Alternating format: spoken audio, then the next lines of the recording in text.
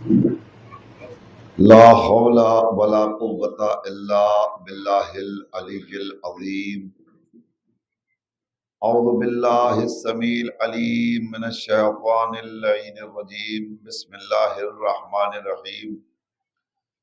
الحمد للہ الواحد الاحد الفرد الصمد الذی لم یلد ولم یولد ولم یکن له کفوا احد، ثم الصلاة والسلام وتحیۃ والاکرام علی النبی الامی المکی المدنی الہاشمی القرشی المطلبی مولانا و مقتدانا و ہادینا و نبینا و شفیع ذنوبنا و طبیب نفوسنا و حبیب الہ العالمین بالقاسم محمد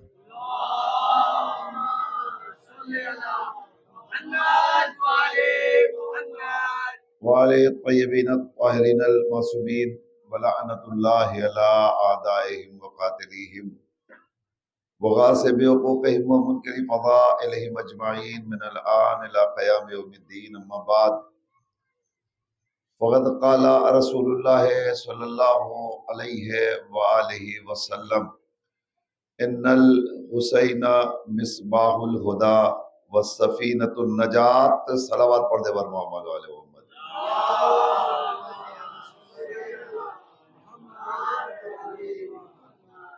ارباب ایمان، پروردگار آپ سب کو سلامت رکھے، اور تمام عزاداروں کو جو اس خراب موسم میں بھی اتنی بڑی تعداد میں اس وقت یہاں تشریف فرما ہے۔ بانی مجلس کو اللہ طول عمر عنایت فرمائے، ان کی توفیقات میں اضافہ فرمائے، ان کے افراد خاندان کو اللہ صحت اور سلامتی کے ساتھ رکھے، اور جو لوگ خدمت دین انجام دیتے ہوئے اس دنیا سے رخصت ہو گئے، پروردگار ان سب کے درجات کو عالی فرمائے۔ ہمارے لیے ذکر اہل بیت سے بڑی کوئی چیز نہ کل تھی، نہ آج ہے اور نہ کل ہوگی۔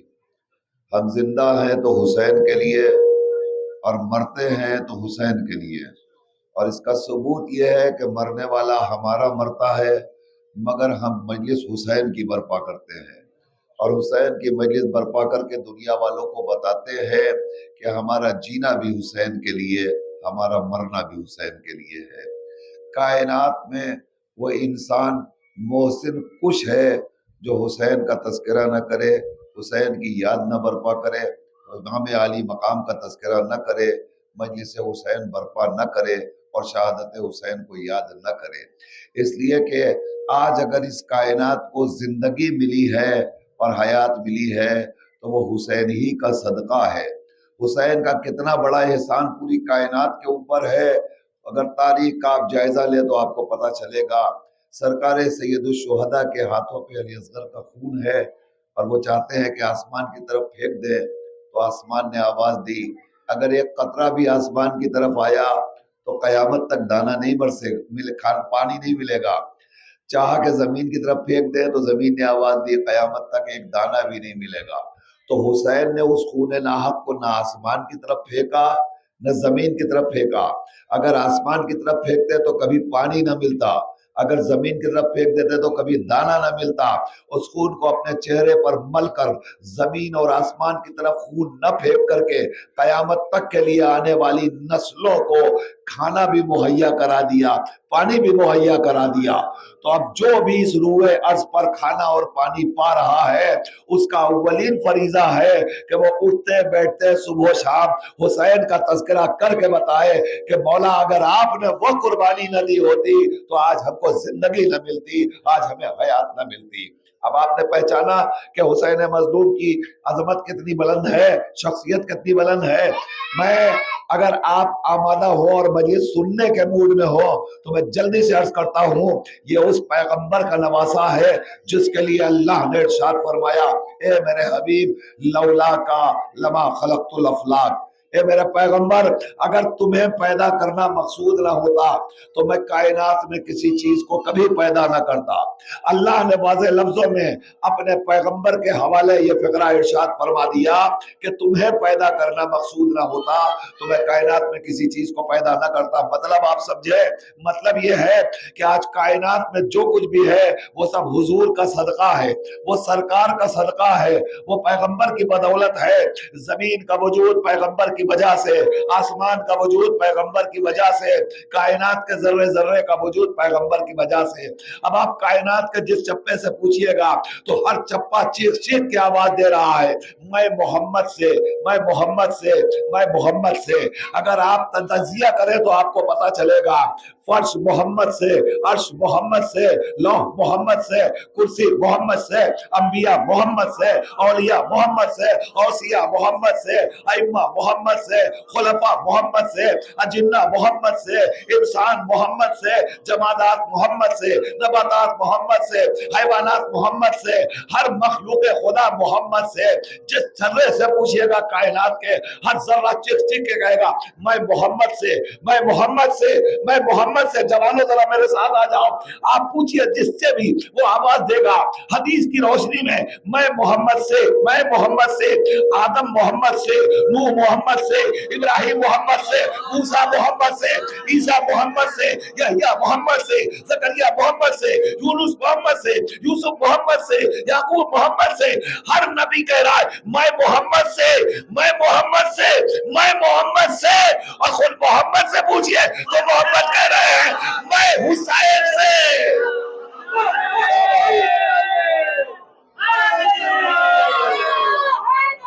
یا علی، یا علی، زندہ باد، زندہ باد، زندہ باد۔ دونوں ہاتھوں کو بلند کر کے مرد آباد، مرد آباد۔ لعنت بے شمار، لعنت بے شمار۔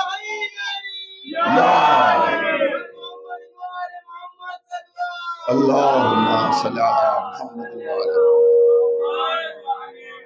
اب آپ نے پہچانا حسین کی عظمت کیا ہے، حسین کی فضیلت کیا ہے، حسین کی منزلت کیا ہے۔ آپ کیا سمجھتے ہیں ہم بلا وجہ فرش اعظم پہ آ گئے، ہم بلا وجہ مجلس برپا کر رہے ہیں، ہم بلا وجہ عزاداری برپا کر رہے ہیں، ہم بلا وجہ جلوس اعزا نکال رہے ہیں؟ آپ ذرا تاریخ کا تجزیہ کیجئے تو آپ کو پتا چلے گا اما کائنات میں کسی چیز کا وجود ہی نہ ہوتا، ہر ذرے کو وجود عطا کیا ہے حسین نے۔ تو اب اگر ہم حسین سے جدا ہو جائے تو پھر ہماری زندگی نہیں رہ جائے گی۔ پیغمبر نے اسی لیے واضح لفظوں میں ارشاد فرمایا ان الحسین مصباح الہدی، حسین ہدایت کا چراغ ہے، وہ سفینۃ النجات، اور نجات کی کشتی۔ اب میرے پاس اتنا وقت نہیں ہے میں طولانی اور تفصیلی گفتگو کروں، میں جلدی دو ایک باتیں عرض کروں گا، پوری مجمع کی توجہ چاہتا ہوں، مجھ سے جڑے رہیے گا۔ حسین ہدایت کا چراغ ہے، نجات کی کشتی ہے۔ تاریکی سے انسان اپنے آپ کو تبھی نکالے گا جب چراغ سے وابستہ ہو، ورنہ ضلالت کی گمراہی میں کھو جائے گا۔ تو خود کو اگر کامیاب کرنا ہے اور منزل پانا ہے تو تمہیں چراغ ہدایت سے وابستہ ہونا پڑے گا۔ پیغمبر کہہ رہی ہے چراغ ہدایت حسین، توجہ، چراغ ہدایت حسین۔ اس کے بعد فرمایا وَسَفِینَةُ النجات، اور نجات کا سفینہ حسین۔ اب نجات کا سفینہ کون ہے، نجات کا سفینہ کسے کہتے ہیں؟ پہلے آئیے معلوم کرتے ہیں قرآن سے۔ قرآن میں کہیں نجات کے سفینے کا ذکر ہے تو ہمیں ملا، اللہ نے اپنے پیغمبر سے ارشاد فرمایا اے میرے رسول، اے میرے پیغمبر، آپ کشتی بنائیے۔ یہ کشتی کون سی ہے؟ کہ یہ کشتی ہے کشتی نجات۔ کس سے کہا اللہ نے؟ جناب نوح پیغمبر سے۔ جب جناب نوح اپنی امت کی مصیبتوں سے پریشان ہو کر شکوہ کرتے ہیں پروردگار ان سے نجات دلا دے، ان پر عذاب نازل کر دے، تو اللہ نے کہا ٹھیک ہے آپ کشتی بنائیے۔ اب جب اللہ نے کہا کشتی بنائیے تو قرآن نے بتایا ہوا کیا، کہ جو کشتی پر سوار ہو گیا، توجہ، وہ نجات پا گیا۔ اب جو کشتی سے دور رہا وہ ہلاک ہو گیا. سوار ہونے والے کتنے؟ پیچھے تک بہتر رہیے گا. سوار ہونے والے کتنے؟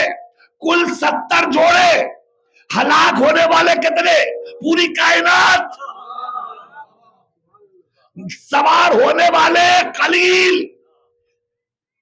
نجات پانے والے تھوڑے سے، ہلاکت میں پڑنے والے کثیر.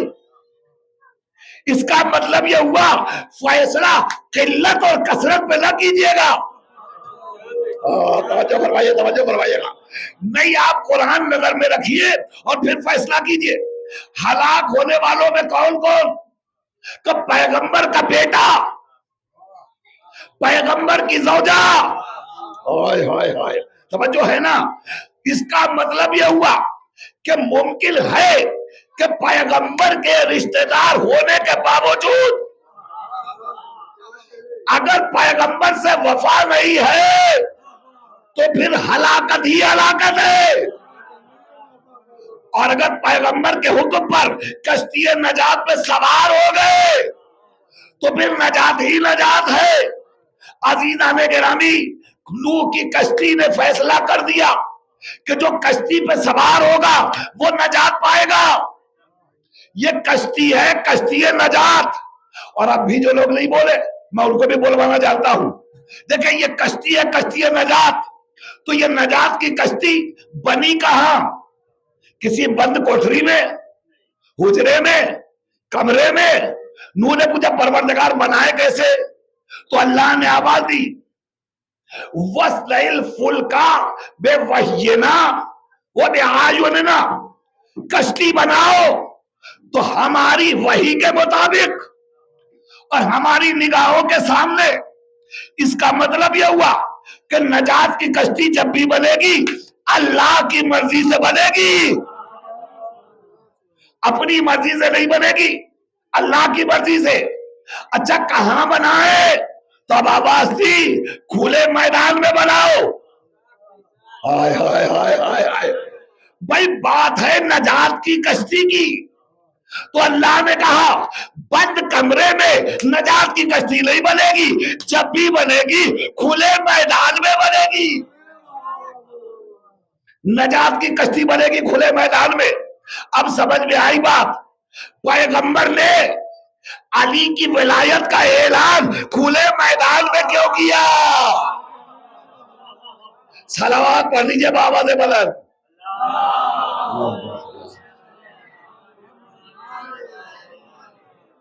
اور فرمایا آپ نے، اس کا مطلب یہ ہوا کہ پیغمبر بتا رہے ہیں کہ اللہ کا حکم یہ ہے کہ نجات کی کشتی جب بھی بنے گی کھلے میدان میں بنے گی، اور وہی نجات پائے گا جو کشتی سے وابستہ ہو جائے گا. تو یہ ہے کشتی نجات، جسے کشتی محبت حسین بھی کہا جاتا ہے. اب انسان کو اگر نجات چاہیے تو کشتی پہ آنا پڑے گا، کشتی سے دور نہیں ہونا پڑے گا. اب حسین کے لیے پیغمبر کہہ رہے ہیں یہ ہے کشتی نجات. تو اب اس کا مطلب یہ ہوا اب نجات اسی کی طے ہے، یقینی ہے جو حسین سے قریب ہے. نہیں، اگلا جملہ، وہ نجات کے اعلیٰ سے اعلیٰ منزلوں پر ہے جو حسین سے جتنا زیادہ قریب ہے، حسین سے جتنا قریب ہے. اب قربت کا معیار کیا ہے؟ قربت کا معیار یہ ہے کہ جس سے محبت کر رہے ہو بس اسی کا بن کے رہنا پڑے گا. یہ نہیں ہو سکتا کہ اس سے بھی محبت، اس سے بھی محبت. ہائے ہائے ہائے ہائے. دیکھیے، صاحبان علم تک اور صاحبان فہم و بصیرت تک اگر میری بات پہنچے گی تو انشاءاللہ وہ بھی اعتراف کریں گے کہ بات تو سچ ہے. اور ہر سچا یہ مانے گا کہ بات سچ ہے. اللہ نے جب اپنے آپ کو منوایا تو کیا کہا؟ اللہ نے جب اپنا کلمہ پڑھوایا تو کیا کہا؟ سنیں اب جہاں جہاں آواز جا رہی ہے میری، میں کچھ پیغامات اور کچھ میسیجز اب یہاں سے دینے جا رہا ہوں.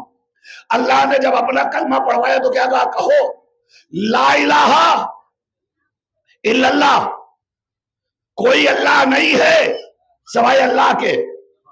یہی کہلوایا نا. ہدف کیا تھا؟ مقصد کیا تھا؟ مقصد یہ تھا کہ ہماری خدائی کا اقرار کرو، ہمیں اللہ مانو. تو جب مقصد تھا اللہ کو اللہ ماننا تو سیدھا سیدھا کہہ دیتا ہمیں اللہ کا ہو، مگر اس نے یہ کیا کیا، پہلے کہا لا الہ، توجہ فرمائیے گا، پھر کہہ رہا الا اللہ۔ اس کا مطلب یہ ہوا کہ پروردگار آج ہی ایک معیار طے کر رہا ہے، اللہ اپنی محبت اسی وقت قبول کرے گا جب دل سے جھوٹے خداؤں کی محبت کو نکالو گے۔ زندہ باد، زندہ باد، جزاک اللہ۔ پیچھے والے بھی مجھ سے جڑ جائیں۔ اللہ نے معیار طے کر دیا لا الہ الا اللہ کے ذریعے، اللہ اپنی محبت اسی دل میں ڈالے گا جہاں اللہ کے دشمن کی محبت نہیں ہوگی۔ تو جب معیار یہ بنا تو یہ معیار بعد تک بھی چلے گا، جہاں اللہ کا دشمن ہوگا اس دل میں اللہ کی محبت ہوگی، اس دل میں اللہ کا دشمن نہیں آئے گا۔ تو اب جہاں محمد کی محبت ہوگی، توجہ، اس دل میں محمد کا دشمن نہیں آئے گا۔ جہاں علی کی محبت ہوگی وہاں علی کا دشمن نہیں آئے گا۔ جہاں فاطمہ کی محبت ہوگی، توجہ توجہ، وہاں قاتل زہرا کی محبت نہیں آئے گی۔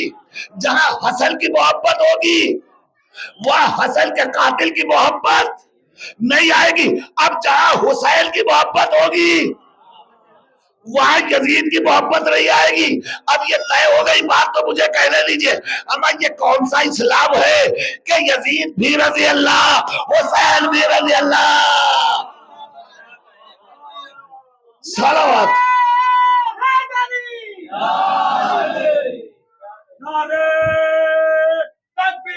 اللہ اکبر،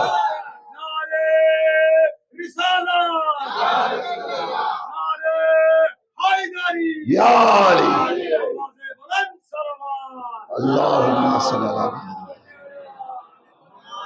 یہ تو ممکن نہیں ہے نا، جہاں حسین ہوں گے وہاں یزید نہیں آ سکتا، اور جہاں یزید ہوگا پھر کھلم کھلا واضح بات ہے کہ وہاں حسین کا وجود ہے۔ اب یہ کہنا ہی بیکار ہے، ہم تو انہیں بھی چاہتے ہیں، نہیں انہیں بھی نہیں چاہنا ہے، اگر چاہنا ہے تو انہیں ہی چاہنا ہے۔ یہ ہو ہی نہیں سکتا کہ دونوں آ جائیں، نہیں ہو سکتے۔ اب یہاں آنے کے بعد سنو عزیزوں اور شانتی نگر کے مومنین اور برادران اسلام اور میری ماں اور بہنوں، جہاں جہاں میری آواز جا رہی ہو، اب یہاں سے پوری توجہ چاہتا ہوں۔ ہم کرتے ہیں مجلس، ہم کرتے ہیں عزاداری، ہم بچھاتے ہیں فرش عزا، تو ہم سے سوال کیا جاتا ہے کہ یہ کیوں کرتے ہیں اور یہ کب تک کریے گا؟ توجہ، اب دونوں باتوں کا جواب دینے جا رہا ہوں۔ کیوں کرتے ہیں یہ بھی قرآن سے، اور کب تک کریں گے یہ بھی قرآن سے ثابت کریں گے۔ عزیزوں ایک بات بتاؤ، ہم سے کہتے ہو یہ واقعہ بڑا پرانا ہو گیا، اب اسے کب تک پڑھو گے؟ تو ہم جواب یہ دیتے ہیں مجھے یہ بتاؤ کہ آدم کا قصہ پرانا ہے یا کربلا؟ ہائے ہائے ہائے، پورا مجمع ذرا میرے ساتھ آ جائے۔ جواب آپ کے ذہنوں تک میں دے کے جا رہا ہوں تاکہ کوئی سوال کرے تو آپ جواب دے دیجئے گا۔ یہ بتائیے آدم کا قصہ پرانا ہے یا کربلا؟ نوح کا قصہ پرانا ہے یا کربلا؟ ابراہیم کا قصہ پرانا ہے یا کربلا؟ موسیٰ عیسیٰ کا قصہ پرانا ہے یا کربلا؟ تو ہر اہل علم آواز دے گا، صاحب فہم آواز دے گا نہیں صاحب انبیاء کا قصہ پرانا ہے۔ تو جب انبیاء کا قصہ پرانا ہے تو پھر قرآن سے کہو اتنا پرانا واقعہ روز دہرانے کی کیا ضرورت؟ اللہ نے قرآن میں انبیاء کے قصے کو کیوں رکھا؟ پروردگار کیا ضرورت تھی؟ صدیوں پرانی ہو گئی بات، اسے کیوں قرآن میں رکھا؟ کہ اس لیے قرآن میں رکھا کہ ہم چاہتے ہیں کہ یہ واقعات تمہارے لیے باعث عبرت بنے رہے، جب تک کائنات رہے واقعات دہراؤ۔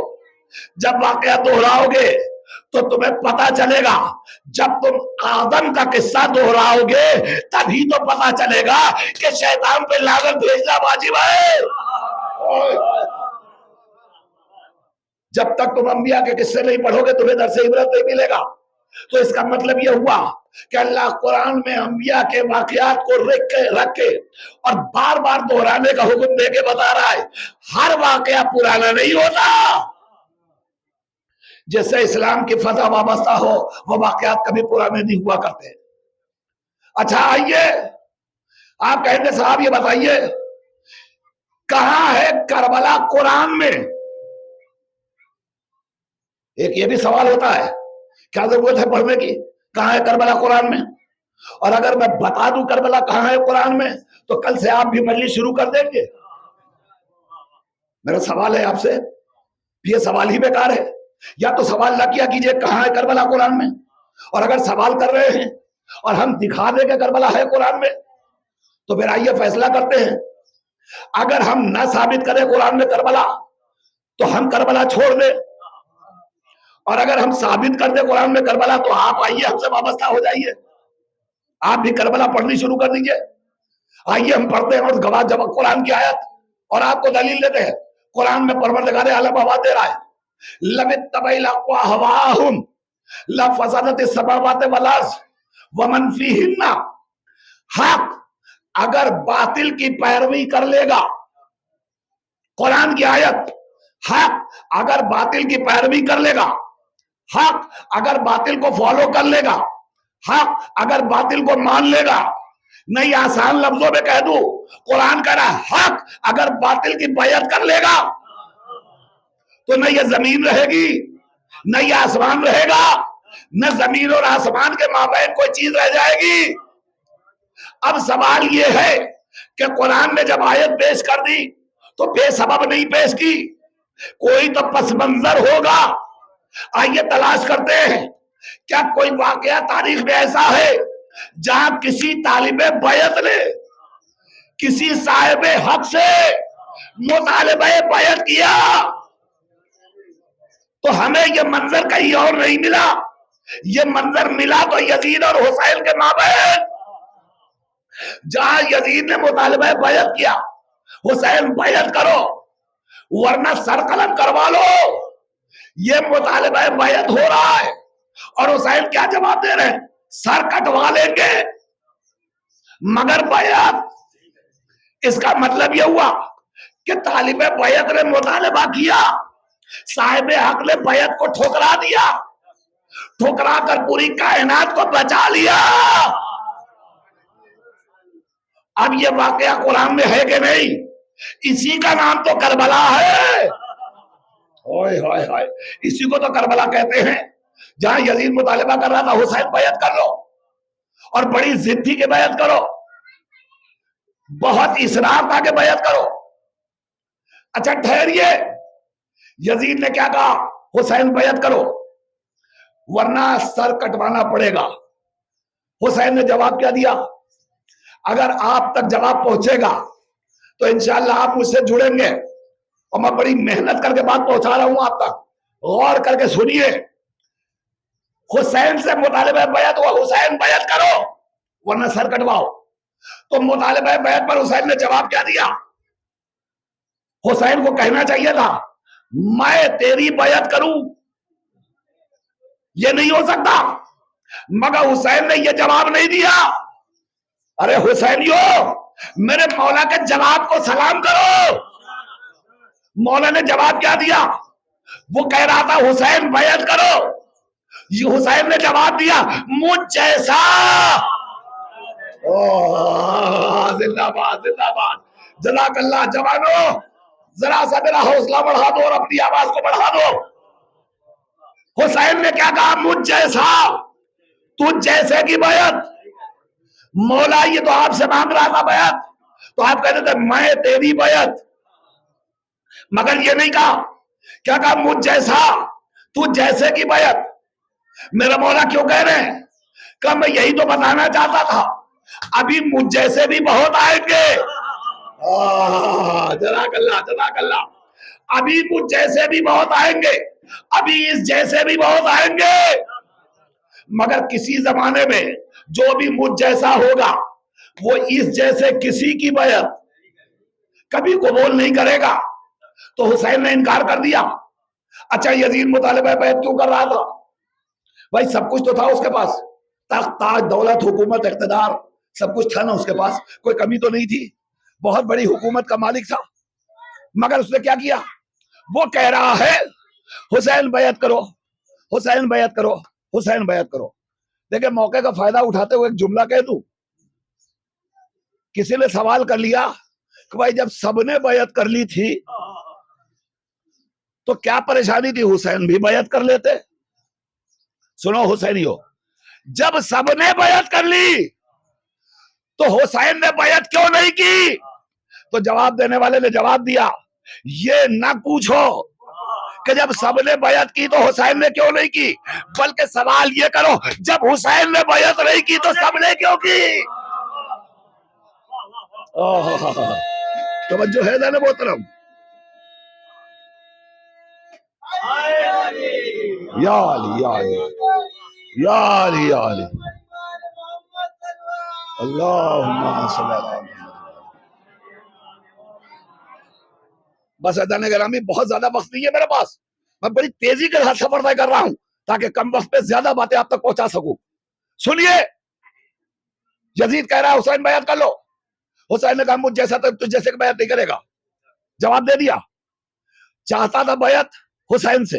کیوں چاہتا تھا؟ اگر فرزند رسول، اگر امام وقت بیعت کر لے گا تو میری حکومت مسلم ہو جائے گی. سب مان لیں گے کہ میں سچا اور پکا والا ہوں. توجہ ہے نا؟ سب مان لیں گے، لہذا میری حکومت اور میری بیعت کر لے گا تو حکومت مسلم ہو جائے گی، مجھے سب مان لیں گے. اصرار تھا حسین سے بیعت کرو، اور تھریٹ بھی تھی.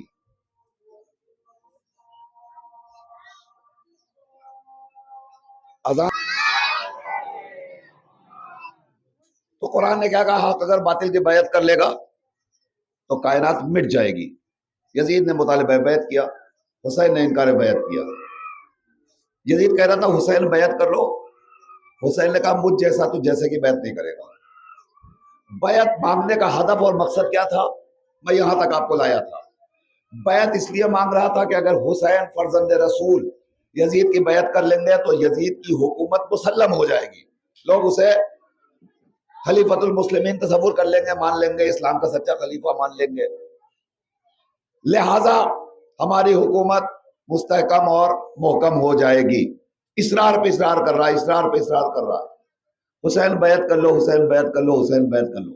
یہاں ٹھہر کر کے دل سوال کرنے کا دل چاہتا ہے، او یزید تیرے پاس لشکر بھی ہے، حکومت بھی ہے، فوج بھی ہے، رعایا بھی ہے، کثرت بھی ہے، تخت بھی ہے، تاج بھی ہے، دولت بھی ہے، بادشاہت بھی ہے، سب کچھ تو ہے تیرے پاس. سب کچھ ہونے کے باوجود اگر ایک حسین بیعت نہیں کر رہا ہے تو تیرا بگڑ کیا جائے گا؟ توجہ فرمائیے گا، تیرا بگڑ کیا جائے گا؟ تو عجب نہیں یزید جیسا ناہنجار بھی آواز دے کہ میری نظر میں بھی حسین کی یہ اہمیت ہے کہ ساری کائنات ایک طرف، حسین ہے کیا. توجہ فرما رہے ہیں آپ؟ اب یہ اصرار اس لیے حسین بیعت کرو، حسین بیعت کرو، حسین بیعت کرو. حسین نے کہا مجھ جیسا تو جیسے کہ بیعت نہیں کرے گا. حسین نے ٹھکرا دیا. تو پھر کہا آپ سر قلم کریں گے؟ کہا ایک سر کی کیا بات کرتا ہے، 72 سر تیرے حوالے کر دیں، تجھے جتنے سر کاٹنے ہو کاٹ لے، مگر بیعت نہیں کریں گے. تو حسین نے بیعت کی نہیں کی. یزید کا مقصد کیا تھا؟ امام وقت اگر بیعت کر لے گا تو ہماری حکومت مسلم ہو جائے گی. حسین نے بیعت نہیں کی، شہید ہو گئے. مگر اس کے بعد حسین کے بعد حسین کا بیٹا سید سجاد تخت پہ آیا، منصب اسلام پر فائز ہوا، امامت سید سجاد کے حوالے ہوئی. امام وقت کون بنا؟ سید سجاد. یہ الگ بات ہے کہ وقت نے پیروں میں بیڑیاں ڈالی، قیدی بنایا، اسیر کیا. اب جب سید سجاد قیدی بن کر کہاں گئے؟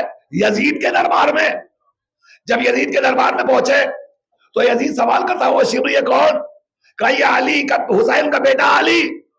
تو یزید نے پلٹ کے ایک سوال کیا تھا، کہنے لگا ہے ہم نے تو سنا ہے کہ حسین کا بیٹا علی کربلا میں مارا گیا. تو کہا نہیں وہ دوسرا بیٹا تھا علی، یہ دوسرا بیٹا ہے علی. تو ایک مرتبہ یزید بھی تل ملا کے کہتا ہے ارے حسین نے کیا سب کے نام علی رکھ لیے؟ زندہ باد علی والو، ذرا جملے کا استقبال کرو. ارے حسین نے کیا سب کے نام علی رکھ لیے؟ تو ایک مرتبہ سید سجاد نے یزید کی آنکھوں میں آنکھیں ڈال کے کہا سن، اگر خدا نے میرے بابا حسین کو 100 بیٹے دیے ہوتے تو میرا بابا سب کا نام علی رکھتا. سب کا نام علی رکھتا، تجھے کیا پتا؟ تو اب آپ نے سمجھا، اب سید سجاد یزید کے دربار میں قیدی ہیں. میں کہوں یزید تیرا ہدف کیا تھا؟ امام وقت بیعت کر لے گا تو تیری حکومت مسلم ہو جائے گی. اب ہے سید سجاد امام وقت، دربار تیرا، فوج تیری، ماحول تیرا، تخت تیرا، تاج تیرا، اور تیرے دربار میں امام وقت ہے جو قیدی ہے، بھاگ بھی نہیں سکتا. کتنا اچھا موقع ہے، سید سجاد سے بیعت مانگ لے. یزید آواز دے گا میں نہیں مانگ سکتا. ہم نے کہا کیوں؟ کہا ابھی حسین کا جملہ ہمارے کان میں گونج رہا ہے، مجھ جیسا. صلوات پڑھ دیجئے بآواز بلند، اللہم صلی اللہ علیہ وسلم. مجھ جیسا، تجھ جیسے کی بیعت. اور فرمایا جانا محترم، حسین نے کتنی بڑی قربانی پیش کی، دنیا کبھی فراموش نہیں کر سکتی. اسی لیے ہم مسلسل مجلس اعزا برپا کرتے ہیں، حسین کا تذکرہ کرتے ہیں اور دنیا والوں کو بتاتے ہیں پہچانو حسین کون ہے اور کتنی بڑی قربانی پیش کر کے گیا ہے. اب ایک آخری سوال، اکثر ہمارے برادران کچھ بھولے بھالے لوگوں کو عزائے حسین کے خلاف ایسے ایسے نسخے فراہم کرتے ہیں کہ سامنے والا سوچنے لگتا ہے کہ واقعی کیا ضرورت ہے اس غم کو منانے کی. تو میں پھر آپ سب کے حوالے تاریخ کے پس منظر میں ایک روایت پیش کرتا ہوں، ذہن میں محفوظ رکھیے گا. ماحول بہت خراب ہے، یہ تحقیق کا مذہب ہے اور ریسرچ کی دنیا ہے. یہاں اندھی عقیدتیں کرنا چھوڑ دیجئے. یہ کمپیوٹر کا ایج ہے، کمپیوٹر کا زمانہ ہے، سب کچھ تاریخ میں محفوظ ہے. بس جائیے اور ایک بٹن کلک کیجئے، سب سامنے آ جاتا ہے. اور ان مجلسوں کا سب سے بڑا فیض یہ ہے کہ ہم جو کچھ ممبر سے بیان کرتے ہیں، بڑے بڑے مدرسوں میں یہ باتیں نہیں بتائی جاتی ہیں. سنیے ہم مجلس کیوں کرتے ہیں، غم حسین کیوں مناتے ہیں. پہلا سوال، ہمارے اوپر پیغمبر کی اطاعت واجب ہے کہ نہیں؟ تو قرآن کہہ رہا اطیعوا اللہ واطیعوا الرسول، اطاعت واجب ہے. جب پیغمبر کی اطاعت واجب ہے تو پھر لازم ہے کہ جو پیغمبر نے کیا وہ ہم کرے، جو پیغمبر نے نہیں کیا وہ ہم نہ کرے. اب اس منزل پر ایک جملہ کہہ دوں، اگر یہ لازم ہے کہ جو حضور نے کیا وہ ہمارا کرنا واجب، اور جو نہیں کیا اس کا کرنا ہمارے لیے درست نہیں، تو پہلی بات تو یہی طے ہو گئی، اگر حضور نے کسی سے محبت کی ہے تو ہم پر واجب ہے کہ محبت کرے. اور اگر کسی سے حضور نے نفرت کی ہے تو ہم پر لازم ہے کہ ہم اس سے نفرت کریں. اب کس سے محبت کی اور کس سے نفرت، جائیے اور گوگل سرچ کیجئے تو سب مل جائے گا آپ کو. میرے پاس وقت نہیں ہے بتانے کا، مگر میں مجلس کے حوالے سے ایک میسج دے رہا ہوں. روایت کا فکرہ ہے جنگ احد ختم ہو گئی، بڑی تعداد میں مسلمان شہید ہوئے. مسلمانوں کی شہادت کے بعد لوگ جب واپس اپنے اپنے وطن آئے تو لوگوں نے اپنے اپنے شہیدوں کا غم منایا. اور اسی جنگ میں حضور کے چچا جناب حمزہ بھی شہید ہوئے، جنہیں آج سب سید الشہداء کے لقب سے پکارتے ہیں. جب وہ شہید ہو گئے تو اس کے بعد اب تاریخ نے ایک منظر پیش کیا، لوگ اپنے اپنے گھر واپس آئے. سارے مسلمان اپنے اپنے گھروں میں بیٹھ کر اپنے اپنے شہیدوں کے غم میں ماتم کر رہے تھے، رو رہے تھے، آنسو بہا رہے تھے. یہ کون ہیں؟ یہ سب کے سب صحابہ کرام، حضور کے صحابہ. میں نہیں کہہ رہا ہوں، تاریخ بھری پڑی ہے، پوچھئے جا کے تاریخ سے. یہ حضور کے صحابہ ہیں جو جنگ بدر کے، جنگ احد کے بعد اپنے اپنے شہیدوں کے غم میں آنسو بہا رہے، رو رہے. اور روتے روتے کسی کا گزر حضور کی طرف سے ہوا، دیکھا حضور بیٹھے ہیں، چہرہ اترا ہوا ہے، طبیعت بے حال ہے. بس صحابی پیغمبر تھا، گھبرا کے حضور کے قریب گیا اور جا کے پوچھا یا نبی اللہ آپ اتنے پژمردہ کیوں ہیں، اتنے مایوس کیوں ہیں، اتنے اداس کیوں ہیں؟ تو حضور نے ایک فقرہ کہا، کہنے لگا نہیں دیکھ رہے ہو سارے مسلمان جنگ احد کے شہیدوں کی غم کا غم منا رہے ہیں، ان کی یاد برپا کر رہے ہیں، ان کی یاد میں آنسو بہا رہے ہیں، مگر افسوس کوئی ہمارے چچا جناب حمزہ کا غم منانے والا نہیں ہے۔ جب پیغمبر نے یہ فقرہ ارشاد فرمایا افسوس کہ کوئی غم منانے والا ہمارے چچا کا نہیں ہے، تو یہ خبر صحابہ کرام تک پہنچی۔ جب صحابہ تک پہنچی، روایت سرچ کرنا آپ کا کام ہے، پڑھنا میرا کام ہے، جائیے ڈھونڈیے، اور اگر روایت سچی مل جائے تو پھر کل سے سب پر لازم ہے کہ غم منائیے اور آنسو بہائیے اگر حضور کے سچے پیروکار ہیں۔ حضور نے کیا کہا؟ ہمیں افسوس ہے کہ ہمارے چچا جناب حمزہ جو شہید ہیں ان کی یاد نہیں برپا کی جا رہی ہے، کوئی رو نہیں رہا، ان کا غم نہیں منا رہا۔ جب یہ خبر صحابہ کرام تک پہنچی تو تاریخ کہتی ہے مدینے کے سارے صحابہ اپنے گھروں سے نکلے، اور تنہا صحابہ نہیں نکلے، ان کی پشت پر صحابیات بھی نکلی، خواتین بھی نکلی، اور یہ سب آئے حضور کے دروازے پر۔ اور جب لوگ حضور کے دروازے پر آئے اور لوگوں نے رونا شروع کیا تو حضور ان رونے کی آواز کو سن کر گھر سے باہر نکلے۔ جب باہر نکلے تو حضور نے دیکھا ہمارے صحابہ جناب حمزہ کی شہادت پر غم منا رہے، آنسو بہا رہے۔ تو پیغمبر نے ایک مرتبہ دونوں ہاتھوں کو بلند کیا اور بلند کر کے کہا اے پروردگار انہیں سلامت رکھ جو میرے چچا حمزہ کے غم کو منا رہے ہیں۔ اب دو بات تو طے ہو گئی، جب تک غم نہیں منایا گیا پیغمبر ناراض ہوئے، جب غم منایا گیا تو پیغمبر نے زندگی کی دعا دی۔ اب مجھے انصاف کے ساتھ بتائیے، اگر جناب حمزہ سید الشہداء جناب حمزہ کا غم نہ منایا جائے تو پیغمبر ناراض ہو، تو اگر سید الشہداء امام حسین کا غم نہ منایا جائے،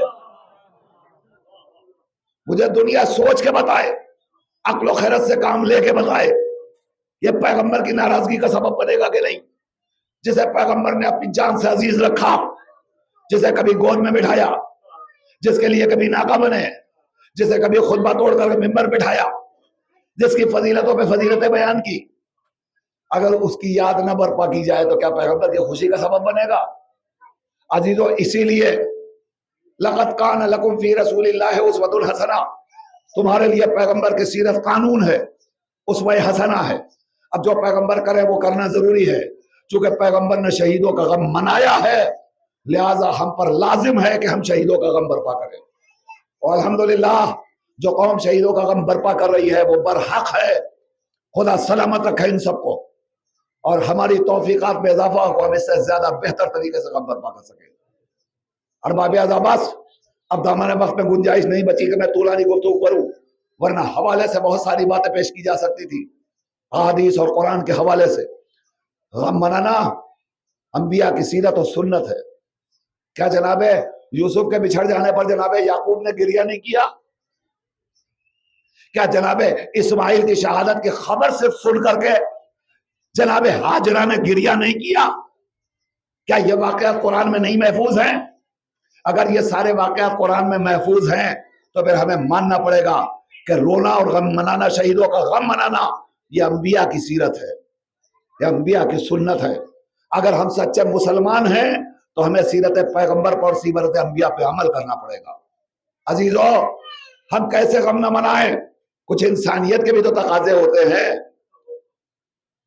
انسانیت کہتی ہے کہ اگر کسی کے جسم پر کوئی زخم آ جائے تو انسانیت کہتی ہے کہ بڑھ کے اس کے زخم کا اندمال کر دیا جائے۔ اگر ایک دو زخم آ جائیں تو بڑھ کے اس زخم کو صاف کر دیا جائے۔ جس کا پورا بدن زخمی ہو اور تاریخ یہ منظر چیخ چیخ کے پیش کر رہی ہو، ہم کیسے اس کا غم نہ برپا کریں؟ ہم کیسے اس کے غم کو اپنا غم نہ سمجھیں؟ میں بتاؤں گا ارباب عذاب کو، ایک فقرہ عرض کروں گا، انشاءاللہ آپ کی آواز گریہ بلند ہوگی۔ اللہ سلامت رکھے سارے عزاداروں کو، یہاں سے لے کر پیچھے تک جتنے افراد بیٹھے ہیں بڑے غور کے ساتھ سنیے گا۔ حسین کربلا کے میدان میں زخمی ہیں. کتنے زخمی ہیں اس کا اندازہ آپ کو نہیں، میں بتاؤں آپ کو کتنے زخمی ہیں.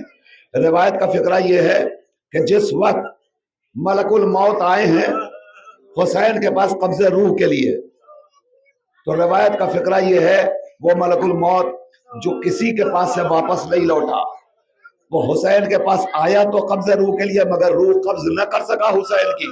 اللہ اکبر، اللہ اکبر، جزاک اللہ، جزاک اللہ. جوانوں ذرا اپنی آواز کو بلند کرو. میں مصائب کی منزل میں داخل ہو گیا، چند فقرے مصائب عرض کروں گا.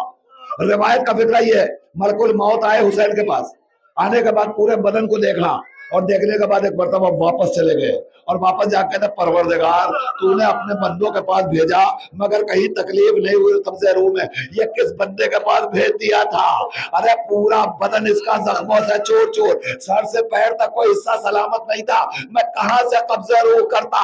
اسی لیے آواز آئی یا ایتھا النفس المطمئنہ ارجعی، اے نفس مطمئنہ پلٹ آ.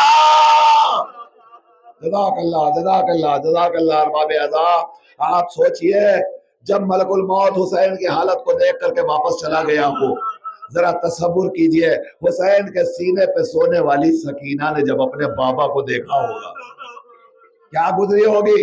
اب سنیے، میری مائیں اور بہنیں بھی موجود ہیں، میری آواز جا رہی ہے. جس کے سامنے کم سن بچی ہے، چھوٹی بچی ہے، وہ ذرا بچیوں کا چہرہ اپنی نگاہوں کے سامنے لائے اور لانے کے بعد سوچے بیٹیوں کو باپ سے بڑی محبت ہوتی ہے اور باپ کو بیٹیوں پہ بڑا پیار آتا ہے. گھر جاتے ہیں تو باپ بھی چاہتا ہے کہ پہلے میری بیٹی میرے سامنے آئے.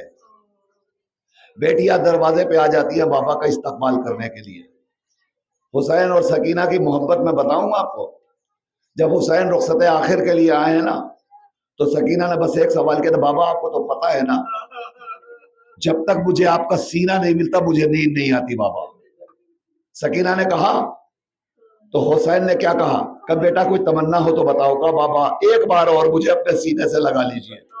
ارے رونے والوں ذرا باپ کی محبت تو دیکھو. روایت کہتی ہے جلتی ہوئی زمین پر حسین لیٹ گئے، لیٹنے کے بعد سکینہ کو اپنے سینے پہ لپٹایا اور لپٹانے کے بعد کہا سکینہ یہ آخری رخصت ہے، اس کے بعد اب تمہارا بابا تمہیں نہ ملے گا. تو سکینہ نے اسی وقت عہد کیا تھا بابا نیند، بابا بابا ارے نیند آئے گی جب آپ کی بو پاؤں گی بابا، نیند آئے گی جب آپ کی بو پاؤں گی بابا. ارے میں رات کو مقتل میں چلی آؤں گی بابا. جزاک اللہ، جزاک اللہ، جزاک اللہ. جوانوں میرے بچوں ایسے ہی رونا، ایسے ہی رونا، رونے کا حق ادا کر دینا. بابا میں رات کو مقتل میں چلی آؤں گی. اب روایت کہتی ہے کہ حسین جب رخصت ہو گئے نا، خیمے جل گئے، تو ایک 4 برس کی سکینہ جلی کناتوں پہ بیٹھی ہے، آرام نہیں ملتا. ایک مرتبہ بچی اٹھی، کہاں گئی ہے؟ مقتل کی طرف جا رہی ہے بچی، مقتل کی طرف جا رہی ہے اور آواز دے رہی ہے بابا کہاں ہو آواز دو بابا، بابا کہاں ہو آواز دو بابا. ارے مقتل میں لاشوں کے درمیان بھٹکتی ہوئی 4 برس کی یتیم سکینہ اپنے بابا کی تلاش میں جا رہی ہے. ایک مرتبہ ایک نشیب سے آواز آئی الیہ الیہ، آجا میری بچی میرے پاس آجا، آجا میری بچی میرے پاس آجا. عزادارو رونے میں کوتاہی نہ کرو، رونے میں کمی نہ کرو. آوازیں گریہ بلند ہونی چاہیے. خدا ان آوازوں پہ رحمت نازل فرمائے جو غم حسین میں بلند ہو رہی ہیں، ان آنکھوں پہ رحمت نازل فرمائے جن آنکھوں میں غم حسین کے آنسو ہیں. بچن فقرے مصائب کے پڑھوں گا، زیادہ نہیں پڑھوں گا، مجلس تمام کرنے جا رہا ہوں، مگر ذرا حسین و سکینہ کی محبت کو آپ محسوس کر لیجئے. روایت کا فقرہ یہ ارباب اعضاء کہ ایک مرتبہ سکینہ نے آواز دی بابا کہاں ہو؟ حسین نے آواز دی الیہ الیہ یا بنیہ، آجا میری بیٹی میرے سینے سے لگ جا. سکینہ کو بہت دیر کے بعد اپنے باپ کا سینہ ملا. رات ڈھلتی جا رہی ہے، سکینہ کو بابا کا سینہ ملا. سکینہ بابا کے سینے پہ سو گئی. آپ نے بڑی آسانی سے سن لیا، مگر اب جو روایت پڑھنے جا رہا ہوں نا اسے آپ برداشت نہیں کر پائیں گے. سکینہ تو اپنے بابا کے سینے پہ آرام کر رہی ہے، ادھر حسین کی ماجائی زینب جلی قناتوں کے اطراف میں گھوم رہی ہے اور ایک مرتبہ بہن ام کلثوم سے کہتی ہے بھیا کی امانت نہیں مل رہی ہے. جزاک اللہ جزاک اللہ بولو بھیا کی حوالت نظر نہیں آ رہی ہے تو پہلا تو میں جا رہی ہوں مقتل کی طرف زینب ہے اور مقتل ہے زینب ہے اور لاشیں ہیں زینب ہے اور صحرا ہے نہیں رونے والوں میری ماں میری بہنوں ایسے مسائب نہ سنو ذرا دل میں اتارو زینب ادھر جا رہی ہے جہاں کہیں آون کی لاش کہیں محمد کی لاش کہیں عباس کی لاش کہیں قاسم کی لاش کہیں علی اکبر کی لاش اور لاشوں کے درمیان زینب جا رہی ہے اور آواز دے رہی ہے سکینہ کہاں ہو سکینہ کہاں ہو سکینہ کہاں ہو اسی اسنا میں ایک شخص آتا ہوا دکھائی دیا زینب نے سوال کیا بھائی تو نے کسی بچی کو تو نہیں دیکھا وہ کہتا ہے ہاں دیکھا ہے کہا کدھر دیکھا ہے کہا ادھر نشیب کی طرف جا رہی تھی کہا کیسی تھی وہ بچی کہا میں نے زیادہ تو نہیں دیکھا اتنا دیکھا اس کے کرتے میں آگ لگی ہوئے تھی جزاک اللہ جزاک اللہ رونے والوں اس کے کرتے میں آگ لگی ہوئی تھی اور بچی ہائے بابا کہہ کے نشیب کی طرف جا رہی تھی اب زینب نشیب کے قریب گئی تو دیکھا ایک لاش بیسر ہے اور سکینہ لپٹی ہوئی ہے بس 2 منٹ آخری مجلس تمام کرنے جا رہا ہوں آخری 2 منٹ ارباب اللہ سن لیجئے سکینہ حسین کے سینے سے لپٹی ہوئی ہے زینب قریب گئی زینب نے جا کر سکینہ کہاں ہو سکینہ کہاں ہو سکینہ کہاں ہو جب یہ آواز زینب کی نشیب کے قریب پہنچی نا تو نشیب سے آواز آئی بہن زینب ذرا آہستہ بولو زینب ذرا آہستہ بولو سکینہ تھکی ہاری دل بھر کی سو رہی ہے زینب قریب پہنچی قریب جانے کے بعد سکینہ کو لاش بیسر سے لپٹا ہوا دیکھا زینب جھکی جھک کر کے بچی کے بازو کو تھاما اور تھام کر کے پھوپھی اماں نے اٹھایا ایر بابی اعزاز ذرا 1 منٹ کے لیے میری طرف دیکھنا اس کے بعد جتنا رونا ہوگا رو لینا روایت کا فکرہ زینب نے سکینہ کو اٹھایا 2 سوال کیا پہلا سوال بیٹا یہ بتا تجھے کیسے پتا کہ یہ تیرا بابا کا لاش ہے تجھے کیسے پتا کہ یہ تیرے بابا کا لاش ہے سکینہ کہتی ہے بوٹی اماں میں مقتل میں ہائے بابا کہہ کے بھٹک رہی تھی اسی لاشے سے آواز آئی اے بیٹا میرے پاس آ جا بوٹی اماں میرے بابا نے مجھے اپنے سینے سے لپٹانے کو کہا پھر سکینہ نے زینب نے آخری سوال جوانوں پیچھے تک آخری سوال کا استقبال کرو اور آنکھوں میں آنسو لاؤ مجھے تمام کر رہا ہوں ابھی شبی برآمد ہو جائے گی آخری جملہ روتے ہوئے آپ اٹھیں گے انشاءاللہ اور شبی کا استقبال کریں گے ماتم کریں گے جب شبی دیکھیے گا نا تو حسین کے غربت کو یاد کیجئے گا حسین کے زخمی بدن کو یاد کیجئے گا اتنا تیر حسین کے جسم پہ پڑا تھا سکینہ سے پوچھئے زینب سوال کرتی ہے اے بیٹا یہ بتا کہ تیرے چہرے پہ خون کے چھینٹے کیسے ہیں تو ننھی سکینہ اپنی غربت کا مرثیہ پڑھ رہی ہے سکینہ کہتی ہے بابا بوبی اماں میرا بابا ہاتھوں کو پھیلا کے کہہ رہا تھا آجا سکینہ آجا سکینہ آجا سکینہ میرے سینے سے لگ جا بوبی اماں میرے بابا کے پورے جسم پر تیر لگے ہوئے تھے میں کیسے سینے پر سوتی اے بوبی اماں میں نے بیٹھ کر اپنے ہاتھوں سے اپنے بابا کے ایک ایک تیر کو نکالا ارے میں تیر نکالتی جاتی تھی خون کا فوارہ میرے رخسار پہ آتا جاتا تھا جس کا پورا بدن تیروں سے چھلنی ہو اس کا لاشا اگر آئے تو احتیاط سے صبیح تابوت کی شکل میں اپنے کانوں پر اٹھا کر کہنا حسین الوداع حسین الوداع حسین الوداع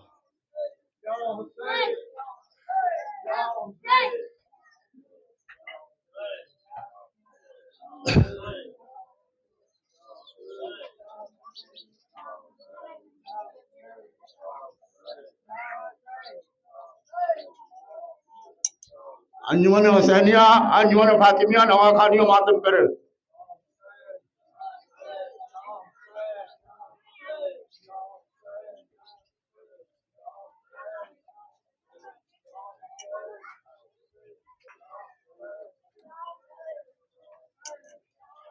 انجمن فاطمیہ نواخانیوں ماتم کرے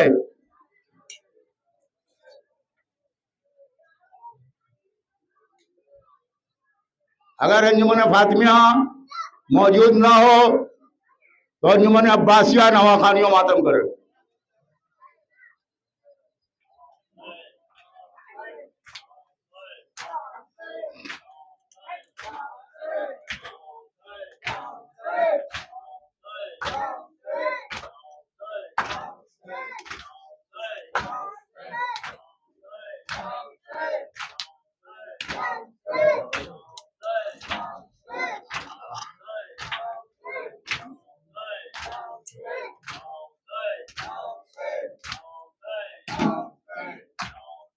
कर रही थी ज़ैनब का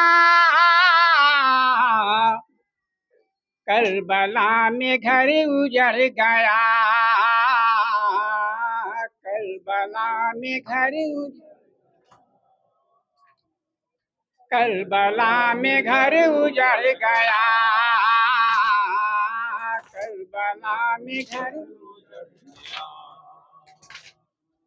कर रही थी ज़ैनब का करबला में घर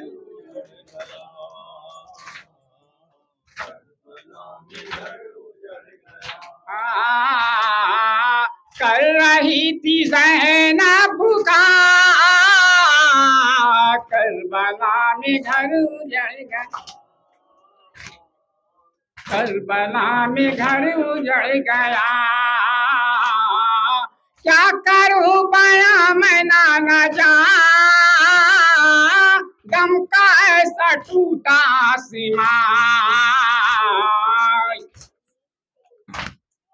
क्या करूं बया मैं ना जा, गम का ऐसा टूटा आसमां। छिन गई है सर की रज़ा करबला में घर, करबला में घर उजड़ गया। कर रही थी ज़ैनब का करबला में घर, करबला में घर करबला के दस्ते में हुसैन कह रहे थे मेरे नूर ऐन। करबला के दस्ते में हुसैन कह रहे थे मेरे नूर ऐन। तेरा सीना छलनी हो गया करबला में, करबला में घर कर रही थी ज़ैनब का करबला में घर, करबला में घर। 6 माह के शेर खारी से जिससे दिल को था बहुत करार, 6 माह के शेर खारी से जिससे दिल को था बहुत करार। वो भी तीरी खा के चल बसा करबला में घर, करबला में घर उजड़ गया। कर रही थी ज़ैनब का करबला में घर उजड़ गया, करबला में साथ अब सकीना भी नहीं कह रही थी ज़ैनब हसीन। साथ अब सकीना भी नहीं कह रही थी ज़ैनब हसीन। जाऊं घर में क्यों कर भला करबला में घर, करबला में घर उजड़ गया। कर रही थी ज़ैनब का करबला में घर उजड़, करबला में घर हाथ मल रही थी मैं खड़ी आके गज़मी पे गिर पड़ी। हाथ मल रही थी मैं खड़ी आके गज़मी पे गिर पड़ी। जब कटा तशह का गला, करबला में घर करबला में घर उजड़ गया। कर रही थी ज़ैनब पुकार,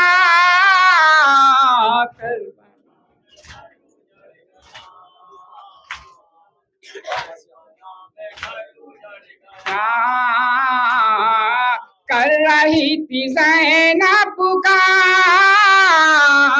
करबला में घर उजड़ गया। अंजुमन अब्बासी से गुजारिश है कि जुलूस आगे आगे धीरे धीरे बढ़ाएं और अंजुमन फातिमा से गुजारिश है कि वो अपना दस्ता यहाँ पे लगाएं और नहा खानी।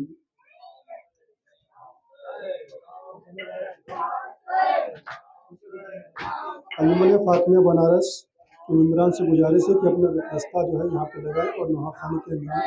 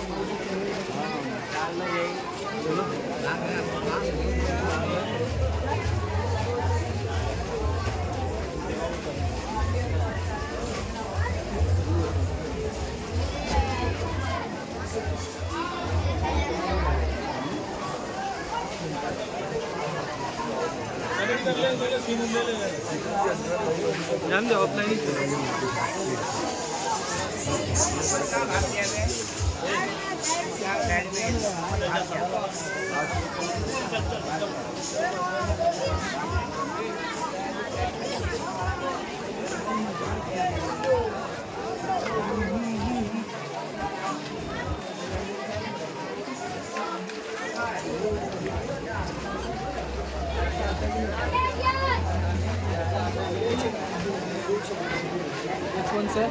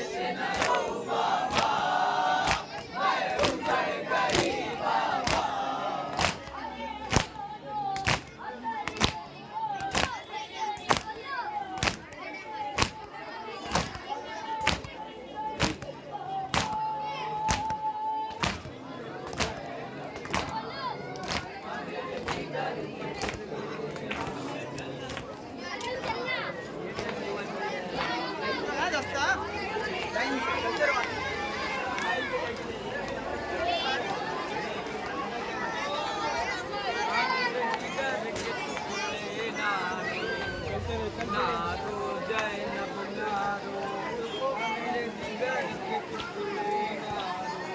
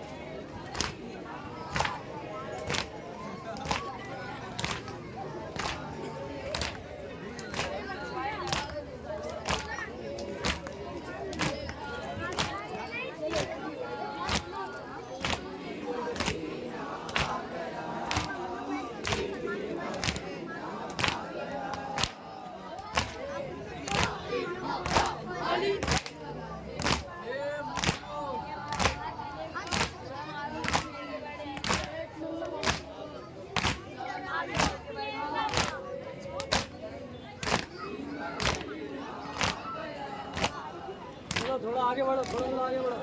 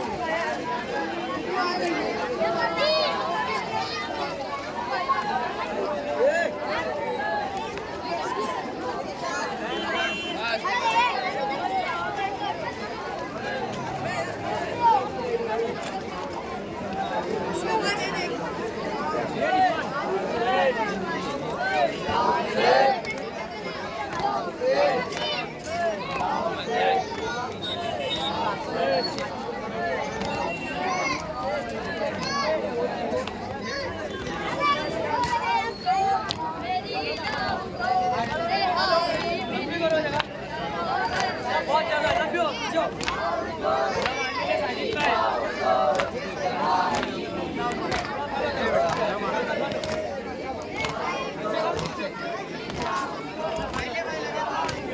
कर मातम कर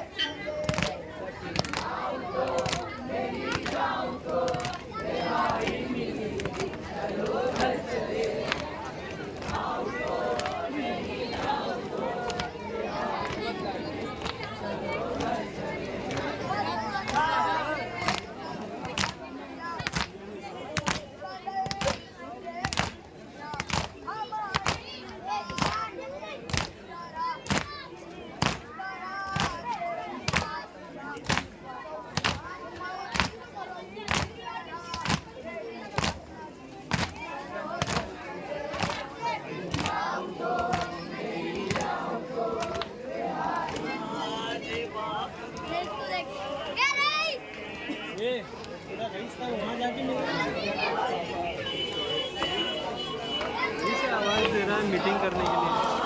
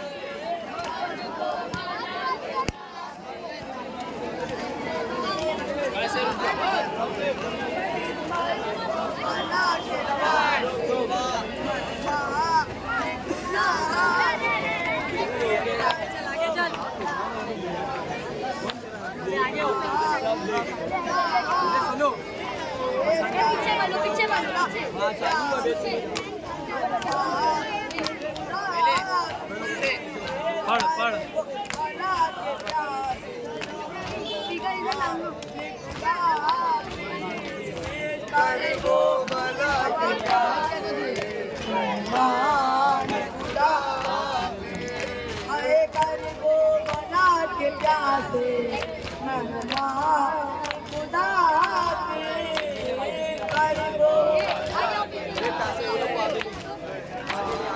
बेटा थोड़ा फैल जा गुलाब हटा दो।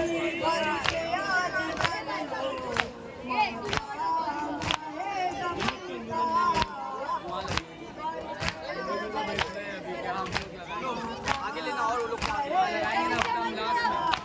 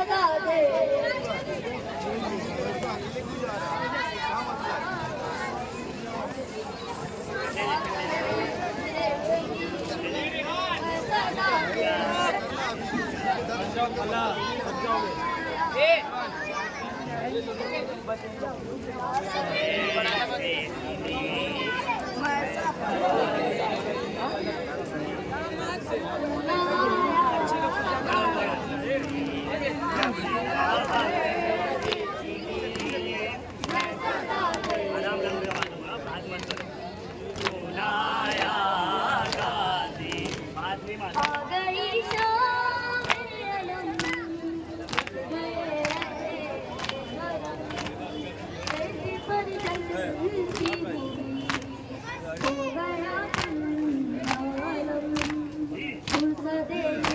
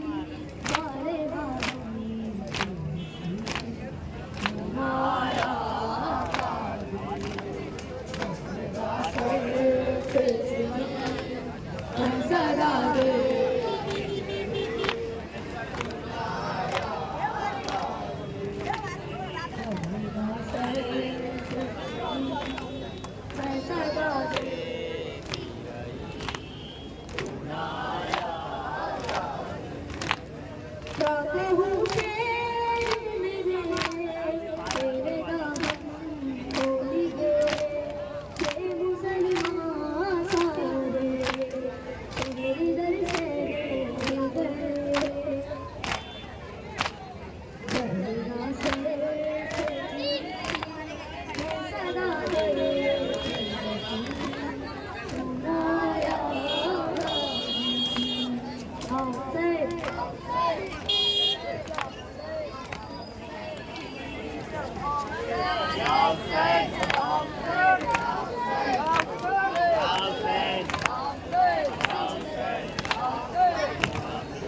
मौला इमाम रज़ा सलामुल्लाह अला मौला इमाम रज़ा सलामुल्लाह अला मौला इमाम रज़ा या गरीब अल गुरबा या मुईन अल दुआ या गरीब अल गुरबा या मुईन अल दुआ या गरीब अल गुरबा मौला इमाम रज़ा सलामुल्लाह अला मौला इमाम सलामुल्लाह सलामुल्लाह अला मौला सलामुल्लाह अला मौला सलामुल्लाह अला रज़ा सलामुल्लाह चलने दे खोलो सलामुल्लाह अला मौला सलामुल्लाह चलने दे सलामुल्लाह अला मौला इमाम चलो आगे बढ़ो सलामुल्लाह अला सलामुल्लाह अला मौला इमाम रज़ा सलामुल्लाह चलने दे सलामुल्लाह अला मौला इमाम रज़ा सलामुल्लाह अला मौला इमाम रज़ा सलामुल्लाह अला मौला सलामुल्लाह अला सलामुल्लाह अला मौला सलामुल्लाह अला बात ये रुको पहले वही सलामुल्लाह अला मौला सलामुल्लाह अला चलो और पीछे जाओ अबे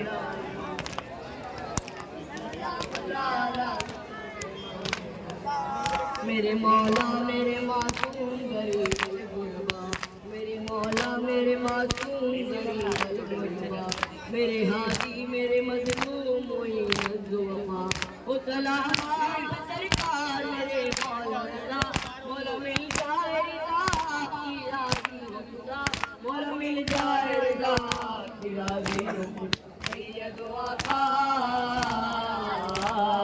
मौला इमाम सलामुल्लाह अला मौला इमाम सलामुल्लाह अला मौला या गरीब अल गुरबा या मुईन अल दुआ या गरीब अल गुरबा या मुईन अल दुआ या गरीब अल गुरबा मौला इमाम सलामुल्लाह अला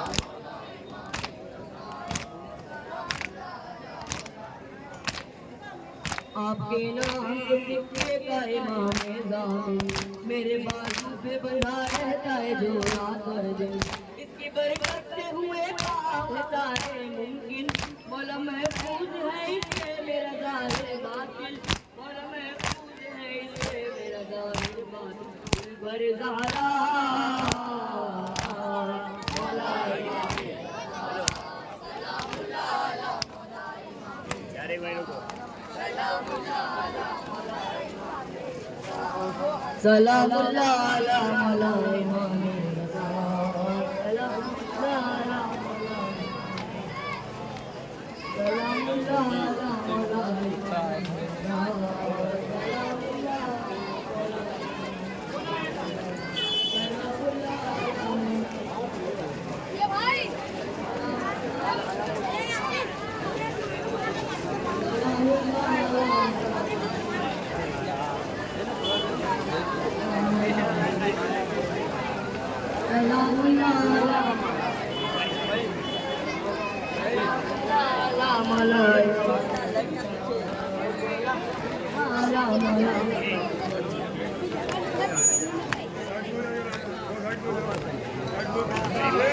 सलाम अल्लाह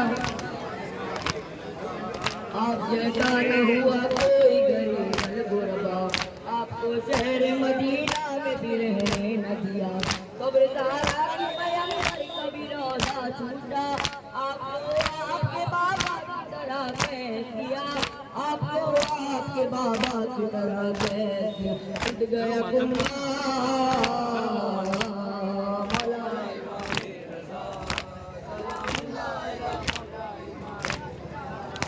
हजरत से जुदा हो गया आबाद का भाई हजरत आबाद का भाई हजरत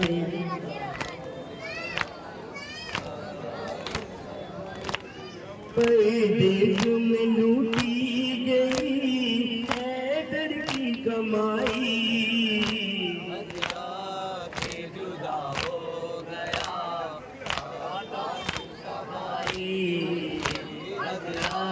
से जुदा हो गया आबाद का भाई मैंने कहा लाशाई गरम सी बाबा की तरह तुम भी जुदा हो गए हमसे दो बारी यतीमी मेरी बहनों पे आई हो गया आबाद का भाई हजरत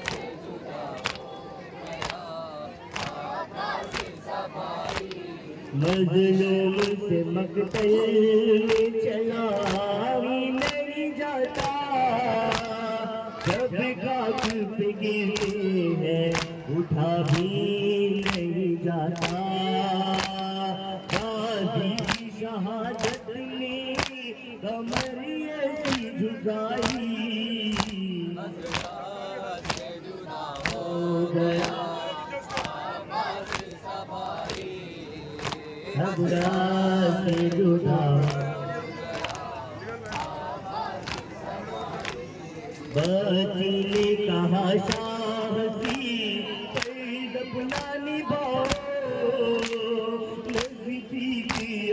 है कोई हस्ती को मैं जाऊं अम्मू का कफन जाएगी अम्मू की विदाई